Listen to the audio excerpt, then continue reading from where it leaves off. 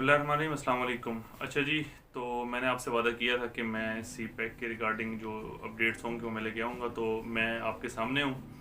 Finally 8 महीने के बाद चाइनीज़ पाकिस्तान वापस आए हैं और खुशखबरी ये है कि ये प्रोजेक्ट जो है, जो ML1 है, कराची से पेशावर तक की इंशाल्लाह ताला जल्दी स्टार्ट होगा।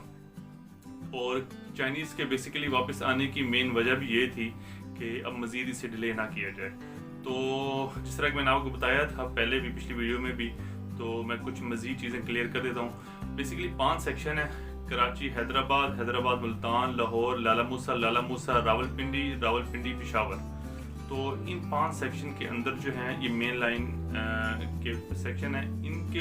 इसके अलावा इनके कुछ सब सेक्शन भी हैं जिसमें वाल्टन एकेडमी है, इसके अलावा 1-2 और चीज़ें भी हैं। तो इन 5 सेक्शंस के ऊपर मेन लाइन जो है वो बेसिकली एग्जिस्ट करती है। तो हर सेक्शन की अलग अलग जॉब्स होंगी। मैं वो जॉब्स की बात कर रहा हूँ जो कि गवर्नमेंट की तरफ से होंगी, उन लोगों की तरफ से नहीं जो कि इस जो प्रोजेक्ट है उसकी एग्जीक्यूशन के लिए हायर किए जाएंगे, जो कंपनीज वगैरह हायर की जाएंगी। जैसे कि मैं भी आपको बताऊँ, इस वक्त प्री बिडिंग कॉन्फ्रेंस हो चुकी है और उसमें 40 से ज़्यादा, अराउंड 50 कंपनीज ने जो है वो प्री क्वालिफिकेशन में हिस्सा लिया है। और नेशनल इंटरनेशनल लेवल की कंपनीज हैं, वो कंपनीज हैं जो कि बिडिंग डॉक्यूमेंट्स जो हैं वो हासिल करेंगी और उसकी बेस के ऊपर अपना बजट जो है वो देंगी हुकूमत को कि अगर सी पैक का बजट आपने इतना बनाया है तो हम इस बजट के अंदर आपको यही चीज़ें करके दे सकते हैं।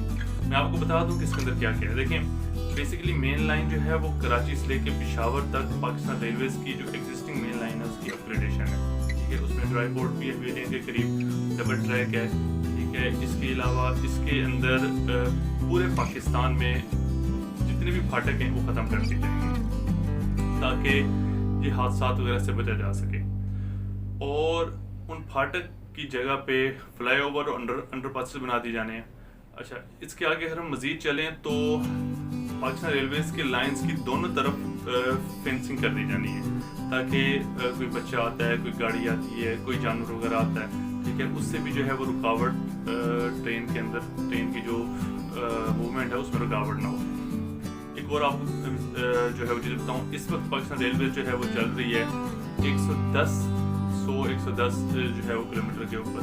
जब ये प्रोजेक्ट जो है वो कम्प्लीट हो जाएगा तब ये लाइन जाएंगी, तब ये स्पीड होगी इसकी मोर देन 160 किलोमीटर, ठीक है।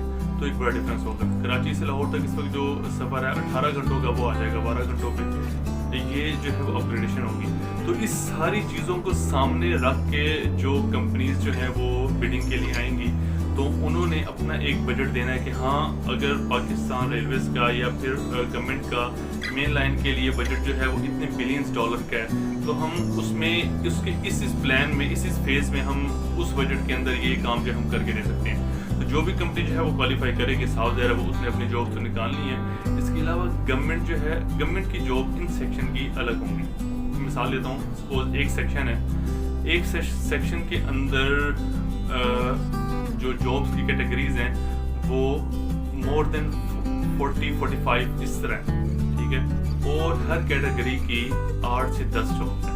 तो ये आपको हिसाब लगा लें कि हर सेक्शन के अंदर जो गवर्नमेंट की तरफ से जॉब्स होंगी, ठीक है, उसमें तकरीबन कोई 250-300 से ज़्यादा ही लोग होंगे, ठीक है। मैं आपको मिनिमम बता रहा हूँ। उसमें इंजीनियर्स होंगे, स्वीपर्स होंगे, हर तरह का स्टाफ होगा। एक कंपनी को चलाने के लिए जितने भी स्टाफ की ज़रूरत होती है, गार्ड से लेकर CEO डायरेक्टर तक, ठीक है, ये सारा स्टाफ रिक्वायर्ड होगा।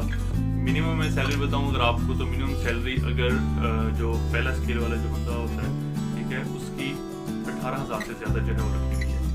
और मैक्सिमम सैलरी अगर मैं बताऊं तो वो लाखों में है। लाखों में मतलब कि अभी 6 फिगर्स तो हैं ही, उसके अलावा आप 3, 4, 5, 6 जो है वो स्टार्ट में ऐड कर लें, तो इस तरह जो है वो सैलरी होगी। अच्छा, अब इसमें अप्लाई करने का तरीका बताता हूँ।